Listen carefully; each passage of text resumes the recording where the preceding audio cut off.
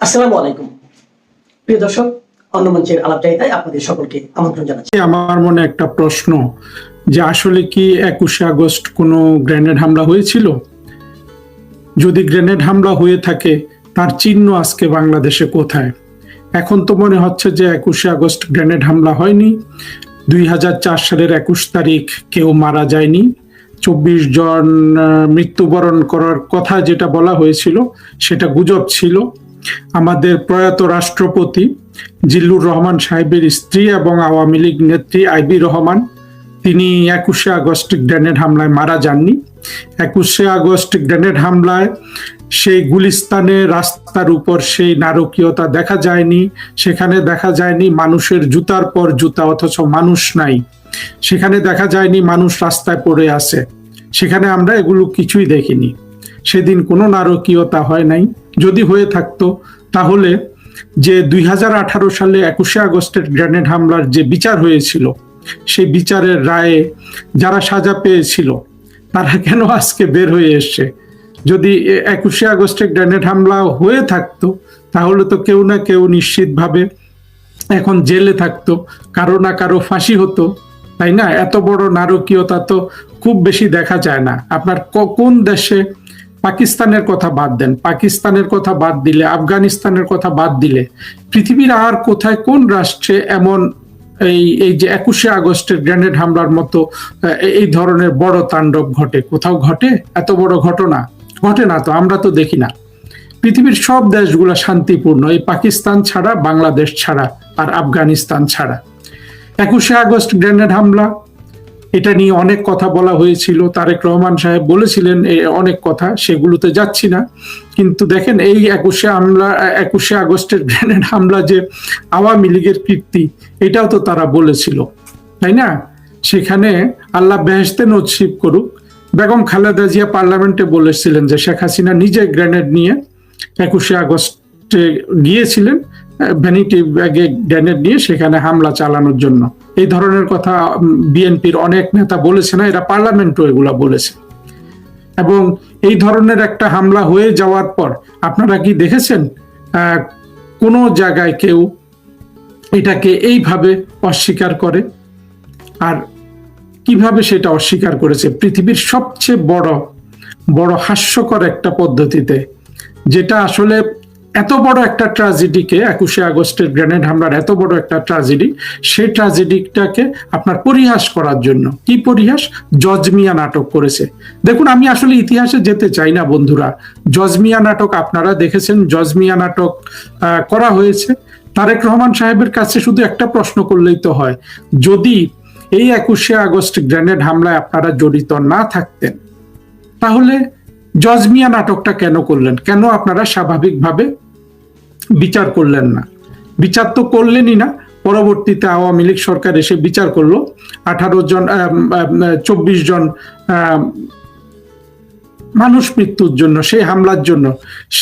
সেই মামলায় আপনারা জানেন 21 জনের মৃত্যুদণ্ড হয়েছিল। সেই মৃত্যুদণ্ডপ্রাপ্ত আসামিদের মধ্যে ছিল লুৎফুজ্জামান বাবর, আব্দুস সালাম পিন্টু এবং আরো অনেকেই। দেখেন, এই লুৎফুজ্জামান বাবর, আব্দুস সালাম পিন্টু এখন দুজনেই কিন্তু বিএনপি নেতা এবং সংসদ সদস্য। চিন্তা করা যায়? তারপরে তারেক রহমান সেখানে যাবজ্জীবন সাজাপ্রাপ্ত হয়েছিলেন। তারেক রহমান এখন প্রধানমন্ত্রী। কি আশ্চর্য না বিষয়টা? হ্যাঁ, তারা গায়ের জোরে বলতে পারেন যে আওয়ামী লীগ এটা অন্যায়মূলক বিচার করেছে। তো আওয়ামী লীগ পর্যন্ত বিচারটা আসতে হলো কেন তারেক রহমান সাহেব? এটা আপনারা বিচার করে ফেলতে পারতেন না? যাই হোক, এইসব প্রশ্ন করে লাভ নাই। 21শে আগস্ট গ্রেনেড হামলা হলো একেবারে ন্যাক্কারজনক একটা বিষয়, যেখানে বিএনপি নিজেই তার কার্যকলাপ দ্বারা, তার জজমিয়া নাটক দ্বারা, তার আরো নানান ধরনের নাটক দ্বারা প্রমাণ করেছে যে 21শে আগস্ট গ্রেনেড হামলার সাথে বিএনপি জড়িত। কেউ এই জিনিসটা করতে পারবে? আমরা তো ইয়েকে দেখেছি, মনে আছে আপনাদের? 24শে বড় বড় জঙ্গি হয়ে যারা আবির্ভূত হয়েছিল, সেই আসিফ নজরুল, সেই ওয়াশিংটনে যে আছে গোলাম, এরা সবাই তারেক রহমান জড়িত, বিএনপি জড়িত। এইভাবে কিন্তু বছরের পর বছর বলে গেছে যে 21শে আগস্ট গ্রেনেড হামলা তারেক রহমান জড়িত, বিএনপি জড়িত, বেগম খালেদা জিয়া জানতেন, এইভাবে জিনিসটা সবাই জানতো। কিন্তু দেখেন আজকে সবাই উধাও। এটা কি করে হয়? আপনি কোন সভ্য দেশে মানে কোন একটা নিরপেক্ষ দেশের মানুষকে, বিদেশের মানুষকে বা কাউকে বলে দেখেন তো যে আমাদের দেশে এরকম একটা গ্রেনেড হামলা হয়েছিল, 24 জন মানুষ মারা গিয়েছিল, তারপরে কয়েক শত, প্রায় 300 মানুষ আহত হয়েছিল, সেইটার কোনো বিচার হয় নাই। এবং যারা যেই সরকারের আমলে সেটা হয়েছিল, সেই সরকার বলেছে যে যারা যারা ভিকটিম এই গ্রেনেড হামলার, তারা ব্যাগে করে গ্রেনেড নিয়ে গেছিল। তারপরে তো ওই মানুষ আপনাকে জিজ্ঞেস করবো, তাহলে কি তারা সেই বিচার করেছে? তারেক রহমান সাহেবের সেই সরকার, অর্থাৎ 2001 থেকে 6 সালে, বলছে না বিচার করেনি, তারা জজ মিয়া নাটক করেছিল। বলুন তো, এইরকম একটা অবস্থায় কোন সভ্য মানুষ কি বলবে বাংলাদেশে কোনো সভ্যতা আছে? কোন ধরনের সভ্য দেশ এটা, যেখানে ফাঁসির দণ্ডপ্রাপ্ত আসামি কোন রকম জবাবদিহিতা ছাড়া, যাবজ্জীবন দণ্ডপ্রাপ্ত আসামি কোন রকম আইনের প্রক্রিয়া ছাড়া ছাড়া পেয়ে যায়, পার্লামেন্টে চলে যায়, পার্লামেন্ট সদস্য হয়, প্রধানমন্ত্রী হয়। এটার দেখেন এই যে ঘটনাগুলো এতক্ষণ বললাম, এটার কনসিকুয়েন্স কিন্তু অনেক কনসিকুয়েন্স আছে। সেটাতে যাওয়ার আগে আরেকটা জিনিস একটু বলতে চাই। দেখেন এই যে 21শে আগস্ট যে গ্রেনেড হামলাটা হয়েছে, এটার সাথে 1975 সালের বঙ্গবন্ধু হত্যাকাণ্ডের এবং 2024 সালের জঙ্গি উত্থানের একটা ভীষণ মিল আছে। তিনটা জিনিসই হলো একটা মেটাফর, একটা উপমা, যে বাংলাদেশের মুক্তিযুদ্ধের পক্ষে শক্তিকে সমূলে উৎপাটন করে দিতে হবে। এবং এদেরকে সমূলে উৎপাটন করতে হলে বঙ্গবন্ধু ফ্যামিলিকে, বঙ্গবন্ধু কন্যা শেখ হাসিনাকে, তার ফ্যামিলিকে, এবং আরো মোটা দাগে আওয়ামী লীগকে সমূলে ধ্বংস করে দিতে হবে। 1975 সালে আমরা দেখেছি বঙ্গবন্ধুকে সপরিবারে ধ্বংস করার চেষ্টা করা হয়েছে। 21শে আগস্ট এই 2004 সালে আমরা দেখেছি পুরো আওয়ামী লীগকে, শেখ হাসিনা সহ পুরো আওয়ামী লীগকে উড়িয়ে দেওয়ার চেষ্টা করা হয়েছিল। আর 2024 জঙ্গি উত্থানকালে আমরা কি দেখলাম? দেখেন, আমরা দেখলাম যে একই জিনিস এইবারে আরো ব্যাপকভাবে শেখ হাসিনা সহ পুরো আওয়ামী লীগ পরিবারকে কিন্তু উড়িয়ে দেওয়ার চেষ্টা। আপনারা খেয়াল করেছেন কি গভীর মিল না এটাতে? এই মিলের পরে আমরা আর কি বলতে পারি? আমরা তাজ্জব হয়ে তাকিয়ে থাকা ছাড়া আর কি বলতে পারি? আমরা ঘাতক বাহিনীগুলোকে, মুক্তিযুদ্ধের বিরোধী শক্তিকে, বিএনপিকে আমরা একটা প্রশ্ন করতে পারি, একটা নজির দেখান তো শেখ হাসিনা, আওয়ামী লীগ, বঙ্গবন্ধু এই ধরনের নারকীয় ঘটনা ঘটিয়েছে। 1975 সালের বঙ্গবন্ধু হত্যাকাণ্ডের মতো ঘটনা ঘটিয়েছে, 21শে আগস্টের গ্রেনেড হামলার মতো ঘটনা ঘটিয়েছে, কিংবা 2024 জঙ্গি উত্থানের মতো ঘটনা ঘটিয়েছে কি? হ্যাঁ, আপনারা বলবেন যে 2024 তো শেখ হাসিনা খুন করেছে, খুন করে পালিয়ে গেছে। আরে ভাই, শেখ হাসিনা ছিল তখন রাষ্ট্রের প্রধানমন্ত্রী। এখন অনেক হিসাব বের হয়ে গেছে যে 1500 মৃত্যু, 1400 মৃত্যু, 800 মৃত্যু, তারপরে এখন এটা 250-তে এসে ঠেকেছে। পুলিশ হত্যাবাদ, আওয়ামী লীগের কর্মী হত্যাবাদ, আওয়ামী লীগের নেতা হত্যাবাদ, সব বাদ। তারপরে জঙ্গিদের হত্যা করেছে, এটাও বাদ। সব মিলে আসে 250 মৃত্যু। এই 250 মৃত্যু মধ্যে আবার বেশিরভাগই কিন্তু সেই আওয়ামী লীগ, ছাত্রলীগ, যুবলীগ, এরা। তাহলে কত জঙ্গি মারা গেছে? আর কারা মারলো? জঙ্গিদের যে জঙ্গিরা মেরেছে, স্নাইপার, এগুলোর কি সুরাহা হয়েছে? তারপরও মানলাম যে 2024 রাষ্ট্রের আইন শৃঙ্খলা বাহিনীর হাতে মানুষ খুন হয়েছে, কিন্তু সেটা কেন? রাষ্ট্র তখন সন্ত্রাসীদের হাতে চলে যাচ্ছিল। এই সময় তো ইরানে তো 30,000 খুন করেছে। হ্যাঁ, ইরান 30,000 খুন করে ইরান রাষ্ট্র সরকার তাদেরকে রক্ষা করেছে। সেই প্রশ্ন আসবে না? শেখ হাসিনার রাষ্ট্রপ্রধান ছিলেন সেই সময়ে, 2024 যা হয়েছে হতাহত সেটা হয়েছে। কিন্তু তারেক রহমান সাহেব 21শে আগস্টের যে গ্রেনেড হামলায় হত্যাকাণ্ড ঘটেছে, সেটা কার নির্বাহী আদেশে, কোন ক্ষমতা বলে যারা আদেশ দিয়েছিল, তারা কোন ক্ষমতা বলে আদেশ দিয়েছিল? তারা কি রাষ্ট্রের প্রধানমন্ত্রী ছিল? বা কেন আদেশ দিয়েছিল? সেই 21শে আগস্টের গ্রেনেড হামলায় ওই 21 তারিখ আওয়ামী লীগ কি সেখানে বিএনপি সরকারকে উৎখাত করতে গিয়েছিল? তারা কি সেখানে জঙ্গি আন্দোলন করেছিল? করে নাই তো। তাহলে আপনারা কিভাবে ওইটাকে মেলাবেন? 75 সালে বঙ্গবন্ধুকে যে সপরিবারে হত্যা করেছিল, যারা হত্যা করেছিল তারা কোন ক্ষমতা বলে হত্যা করেছিল?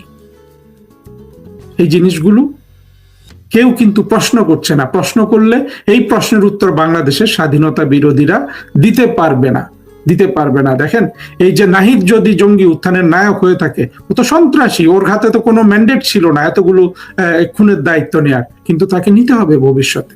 শেখ হাসিনা সেদিন রাষ্ট্রের প্রধানমন্ত্রী ছিল, কিন্তু 21শে আগস্টের গ্রেনেড হামলা, 1975 সালে বঙ্গবন্ধু হত্যাকাণ্ড যারা ঘটিয়েছে তাদের ম্যান্ডেটটা কি ছিল? এইটা আমরা কিন্তু আজীবন প্রশ্ন করে যাব, এবং ভবিষ্যতে শত শত বছর ধরে আমরা কিন্তু এই প্রশ্ন করব যে কোন ম্যান্ডেটে তোমরা 21শে আগস্ট গ্রেনেড হামলা চালিয়েছিলে, তারপরে 75 সালে বঙ্গবন্ধুকে হত্যা করেছিলে সপরিবারে, কোন ম্যান্ডেট নিয়ে? আর 2024 সালে শেখ হাসিনা কিন্তু রাষ্ট্রের চিফ এক্সিকিউটিভ, তার মধ্যে ম্যান্ডেট ছিল রাষ্ট্রকে রক্ষা করার। উনি রক্ষা করতে পারেন নাই, সেটা ভিন্ন বিষয়। কিন্তু দেখেন আইনি ব্যাপারটা, কিন্তু দেখেন যে আইন কিভাবে এই খুনিদের, যারা 75-এর এবং 21শে আগস্ট গ্রেনেড হামলা ঘটিয়েছে, তাদের বিপক্ষে আইন কিন্তু শেখ হাসিনার পক্ষে। এখন আপনারা নাটক করবেন, নাটক আর কতদিন করবেন? বাংলাদেশের কিন্তু সেই অবস্থা নাই। আপনারা ষড়যন্ত্র করবেন, জঙ্গি আন্দোলন করবেন, অবৈধ আন্দোলন করবেন, মুক্তিযুদ্ধ তো মানবেনই না, 71 মানবেন না, তারপরে আপনারা রাষ্ট্র ক্ষমতা শাসন বসবেন। ভালো কথা, এত কিছু পর রাষ্ট্র ক্ষমতায় বসে যদি মানুষের দৈনন্দিন জীবনের সমস্যার সমাধান করতে পারতেন, মানুষকে যদি শান্তি দিতে পারতেন, গ্যাস, বিদ্যুৎ, পানি দিতে পারতেন, যদি খাবার দিতে পারতেন, যদি দেশের উন্নয়ন করতে পারতেন, তাহলে না হয় কথা ছিল যে হ্যাঁ আমরা এত কিছু অন্যায় করি বা ন্যায় করি, কিন্তু আমরা তো বাংলাদেশকে একটা কিছু দিতে পারি না। আপনারা কিছু দিতে পারেন না। আপনাদের শাসন দেখেছি আমরা বিএনপির 91 থেকে 96 শাসন দেখেছি, 2001 থেকে 6 না শাসন দেখেছি, এখন তারেক রহমান সাহেবের শাসন দেখছি। আগের গুলোচ্ছে এখন বেশি খারাপ অবস্থা। তারেক রহমান সাহেব, এই যে আমি এতক্ষণ লেকচারটা দিলাম, এটা আপনি শুনে আপনার কি একটু মনে হবে না যে আপনারা কত ভাবে আপনারা বাংলাদেশ রাষ্ট্রের শত্রু হয়ে যাচ্ছেন? রাষ্ট্র ক্ষমতায় থাকলে রাষ্ট্র শাসন করতে পারেন না, ক্ষমতার বাইরে থাকলে আপনাদেরকে ষড়যন্ত্রের আন্দোলন করে, গ্রেনেড হামলা চালিয়ে, জাতির পিতাকে হত্যা করে রাষ্ট্র ক্ষমতায় আসতে হয়। কেন মিস্টার? এত অন্যায় করে রাষ্ট্র ক্ষমতায় থাকতে হবে? তারপরেও যদি রাষ্ট্রের উন্নতি করতে পারতেন তাহলে বলতাম যে না, আপনারা পেরেছেন। বন্ধুরা দেখুন, এটা অত্যন্ত অন্যায়ের জিনিস এই যা কিছু হচ্ছে বাংলাদেশের। এবং আমি এখন যা কিছু বললাম, এখান থেকে আপনারা কি সিদ্ধান্তে আসবেন? সিদ্ধান্ত একটাই যে মানে বাংলাদেশের যে স্বাধীনতা বিরোধীরা আছে, বাংলাদেশের যে মুক্তিযুদ্ধের পক্ষে শক্তি আছে, এই দুটোর মধ্যে কোনো রিকনসিলিয়েশন আসলে হবে না। এটা আমি বলিনি, এটা আজকে যিনি রাষ্ট্রপতি রূপে হয়েছেন, রাষ্ট্রপতি নির্বাচিত হয়েছেন, সেই মির্জা ফখরুলের জামাই, মেয়ের জামাই ফাহাম আব্দুল সালাম বলে দিয়েছে রিকনসিলিয়েশন হবে না হাসিনার সাথে রিকনসিলিয়েশন না হলে ফাহাম তোমার সাথে রিকনসিলিয়েশন হবে, তোমার সাথে হবে না, বিহারির বাচ্চা, তোমার সাথে রিকনসিলিয়েশন হবে। খেলা উল্টে গেছে। বঙ্গবন্ধু কন্যাকে খুন করা সম্ভব হয় নাই, আওয়ামী লীগের লোকজনকে কিন্তু খুন করা, সবাইকে খুন করা সম্ভব হয় নাই। অনেক বাঘ আজকে আসছে এগিয়ে বাংলাদেশের শত্রুকে ধ্বংস করার জন্য। বন্ধুরা, এটা একটা সংক্ষিপ্ত লাইভ ছিল, শেষ করব ওইটা দিয়ে যে আমাদের চোখের সামনে কিন্তু ওই উদাহরণটা আছে, যেভাবে শেখ হাসিনাকে সেদিন আওয়ামী লীগের সিনিয়র নেতৃবৃন্দ বাঁচিয়েছিলেন মানব ঢাল রচনা করে। সেই দৃশ্য যারা দেখেছে চোখের পানি ফেলেনি এমন কোনো মনে হয় শেখ হাসিনার সৈনিক বা বঙ্গবন্ধুর সৈনিক নাই। আজকে আমাদের সেই রকম ঐক্য দেখানোর সময় এসছে। আজকের বিপদ শেখ হাসিনার অনেক বেশি, এবং আজকে আমরা শেখ হাসিনার পাশে কিন্তু অনেক বেশি শক্তি নিয়ে দাঁড়াবো। আওয়ামী লীগের একজন নেতাকে আমি বলতে শুনেছি 40,000 না 40 লক্ষ মানুষ, মানে লক্ষ লক্ষ মানুষের পাশে শেখ হাসিনার চারদিকে শুধু 40 লাখ থাকবে, 40,000 মানুষ থাকবে যারা আত্মবলিদান দিতে যাবে। যেটা করতে গিয়েছিল 21শে আগস্টে গ্রেনেড হামলার সময় আমরা দেখেছি। সেখানে কে না ছিল? এমনকি মাহমুদুর রহমান মান্নাও ছিল, যে পরবর্তীতে যার স্খলন হয়েছে, সেও ছিল সেখানে। সাবের হোসেন চৌধুরী, কে না ছিল, সেই সুরঞ্জিত সেনগুপ্ত, মোফাজ্জল হোসেন চৌধুরী মায়া, কার নাম বলবো কার নাম বলবো না, সবাই ছিলেন সেখানে, আমির হোসেন আমু, তারা সবাই সেদিন কিন্তু, সে মোহাম্মদ হানিফ, ওনার নাম না বললে তো অন্যায় করা হবে, এরা সবাই শেখ হাসিনার প্রতি যে সলিডারিটি সেদিন দেখিয়েছিল, সেই সলিডারিটি এখন তৈরি হচ্ছে। এবং যতটুকু অবশিষ্ট আছে, আপনাদের কাছে হাত জোড়ে করে বলছি, আওয়ামী লীগের সকল নেতা কর্মীকে, আপনারা সেই সলিডারিটি এখন ক্রিয়েট করুন। পরস্পরের প্রতি যে ছোট ছোট হিংসা বিদ্বেষ আছে, এগুলো বাদ দিন। যে কোনো পরীক্ষার সময় তো আওয়ামী লীগের সেটাই করবে, আওয়ামী লীগ হলো মুক্তিযুদ্ধের পক্ষের শক্তি, পজিটিভ একটা শক্তি। এখন পরীক্ষার সময় সেই রকম নিজেদের মধ্যে ছোট ছোট বিভেদ বাদ দিয়ে, এর পেছনে সে লেগে না থেকে, সবাই আসুন আমরা জননেত্রী শেখ হাসিনার পাশে দাঁড়াই, ওনার চারিদিকে দাঁড়াই। ঠিক 21শে আগস্ট গ্রেনেড হামলা চলাকালীন যেইভাবে আওয়ামী লীগের নেতারা শেখ হাসিনার চারিদিকে মানব ঢাল তৈরি করেছিল, আমরা কিন্তু এবার ডিসেম্বর মাসে যখন শেখ হাসিনা আসবেন, সেই রকম মানব ঢাল তৈরি করব এবং আমরা কিন্তু আবার বাংলাদেশকে নিজেদের হাতে নিব। শেখ হাসিনার নেতৃত্বে যেই বাংলাদেশ ধ্বংসের দ্বার প্রান্তে চলে এসছে, সেই বাংলাদেশকে আবার উদ্ধার করব, আবার আমরা সুখী সমৃদ্ধিশালী বাংলাদেশ গড়ে তুলব। বন্ধুরা, যারা এতক্ষণ সাথে ছিলেন তাদের সবাইকে ভালোবাসা জানাচ্ছি, কৃতজ্ঞতা জানাচ্ছি। এই লাইভটি শেয়ার করবেন এবং যারা পরে দেখবেন তারাও শেয়ার করবেন। আমরা চাচ্ছি সম্প্রীতির বাংলাদেশ, জননেত্রী শেখ হাসিনার শক্তিশালী করতে। আমাদের কিন্তু আমাদের সফল হওয়া ছাড়া আমাদের আর কোনো উপায় নাই। বঙ্গবন্ধু এই দেশ সৃষ্টি করেছেন, তার মেয়ে এই দেশ গড়ে তুলেছেন। এই দেশটা আমাদের, যারা 24শে জঙ্গি আন্দোলনের মাধ্যমে বাংলাদেশের দায়িত্ব নিয়েছে, দেশটা তাদের না। ওই দেশ ধ্বংস হয়ে গেলে ওদের কিন্তু খারাপ লাগে না, ওরা চায় ধ্বংসের মাধ্যমে টিকে থাকতে। আমাদের খারাপ লাগে কারণ দেশটা আমাদের, আমরা এটাকে আবার আমাদের করে নিব, আমরা আবার এটাকে গড়ে তুলব। সেই শক্তি আমরা যেন হাতে পাই, সেই প্রার্থনা করি। 21শে আগস্ট গ্রেনেড হামলার সকল শহীদের প্রতি শ্রদ্ধা জানাই, তাদের আত্মার মাগফিরাত কামনা করি। যারা আহত হয়েছেন সেই সব পরিবার সহ সব শোক সন্তপ্ত পরিবারকে আমার একান্ত সমবেদনা জানাই। শেষ করছি বন্ধুরা, ভালো থাকবেন সবাই। আবার যথারীতি রাত 10টায়, 9:30টায় 10টায় লাইভটা জানিয়ে দিব, একটা লাইভ করব। আপনারা সাথে আসেন বলে লাইভগুলো করতে সাহস পাই। উদ্দেশ্য একটাই, জননেত্রী শেখ হাসিনার হাতকে শক্তিশালী করা। জানেন যে আমাদের মাননীয় প্রধানমন্ত্রী তারেক রহমান ভারত সফরে অন্তত এই মাসে আজ যাচ্ছেন না, অগাস্ট মাসে আজ যাচ্ছেন না, আগামীতে কখন যান সেটি আমরা পরে জানতে পারবো। কিন্তু এইটা নিয়ে ভারতের সাথে একটা টানা হেঁচড়া চলেছে। শর্ত দিয়ে যাওয়ার কথা বলেছে, কিন্তু শর্ত দিয়ে কখনো যাওয়া হয় না, যেতে পারে না, আর শর্ত দেওয়া যায় না। একটা দেশের প্রধানমন্ত্রী আমন্ত্রণ জানিয়েছে, যাকে আমন্ত্রণ জানিয়েছে তিনি শর্ত দিলেন যে আমার এই এই দাবি পূরণ করতে হবে, নাহলে আমি যাব না। তার মানে এটা না যাওয়ার একটা সিগন্যাল। আচ্ছা, প্রধানমন্ত্রীর এই সফর বাতিল হলো, এই মাসে অন্তত বাতিল। সেই সাথে সাথে আরেকটি এনসিপির প্রতিনিধি দল আসিফ মাহমুদ সজীব ভুঁইয়ার নেতৃত্বে চীনের রাষ্ট্রদূতের সঙ্গে দেখা করেছে। চীনের রাষ্ট্রদূত সেখানে বলেছে যে বাংলাদেশের সব রাজনৈতিক দলের সঙ্গে চীন সহযোগিতা জোরদারে প্রস্তুত, মানে সবার সাথে কাজ করতে চাইছেন। সেটা হিজবুত তাহরির হোক আর আল কায়দা হোক, যেই হোক, বাংলাদেশের সাথে চীন কাজ করবে, এটার কোনো বাজ বিচার নাই। ওদের হচ্ছে শুধু কমিশন পেলেই, ইনকাম হলেই চলবে, ব্যবসা হলেই চলবে। পাকিস্তান বাংলাদেশকে কেউ কেউ বলছেন নিয়ন্ত্রণ করছেন, কেউ কেউ বলছে তুর্কির নিয়ন্ত্রণে চলছে, কেউ কেউ বলছেন চায়নার নিয়ন্ত্রণে চলছে। কিন্তু বাংলাদেশকে ভাবতে হবে কার সাথে আমাদের স্বার্থ বেশি, কোন দেশের সাথে আমাদের লেনদেন বেশি, কোন দেশের সাথে আমাদের ব্যবসা বাণিজ্য বেশি, কোন দেশ আমাদের প্রতিবেশী দেশ। এটা বাংলাদেশকে বোঝা উচিত, বুঝতে হবে। বিএনপি সরকার বর্তমানে ক্ষমতায় আসার পিছনেও ভারতের একটা ভূমিকা আছে। ভারতের প্রধানমন্ত্রী, আমরা তার দৃশ্য তো দেখেছি, চেয়েছিল বাংলাদেশের বর্তমান প্রধানমন্ত্রীর সাথে একটা সুসম্পর্ক বজায় রেখে, এবং সেই জন্য তিনি কিন্তু প্রথম নির্বাচনের পরেই কিন্তু আমাদের প্রধানমন্ত্রীকে আমন্ত্রণ জানিয়ে রেখেছেন। সেটাকে মূল্যায়ন করা উচিত ছিল। এটা এক ধরনের, কূটনৈতিক বিশেষজ্ঞরা বলছেন যে এক ধরনের ভারতকে অবমূল্যায়ন করা হয়েছে। অর্থাৎ চোখে চোখ রেখে কথা বলার মতো হয়ে গেছে। চোখে চোখ রেখে প্রেম ভালোবাসাও হয়, সেটা করা উচিত ছিল। এই কঠিন শর্ত দিয়ে ভারতে যাব, এই শর্ত পূরণ হলে এইটা কিন্তু আন্তর্জাতিক মহলও ভালোভাবে নেয়নি। এটা কূটনৈতিক শিষ্টাচার হতে পারে না। নিজের দেশের কথাই বলছি। উচিত ছিল দেশের মানুষের স্বার্থে, জনগণের স্বার্থে তারেক রহমান সাহেব ভারত সফর করা। তিনি সফর করলে সেখানে কি রেজাল্ট হতো সেটা আমাদের দেশের জন্য ভালো কিনা সেটা আমরা বুঝতে পারতাম। ভারত আমাদেরকে ঠকিয়েছে কিনা, নাকি ভারতের সাথে আমাদের একটা আন্তরিকতাপূর্ণ সম্পর্ক হয়েছে সেটা বোঝা যেত।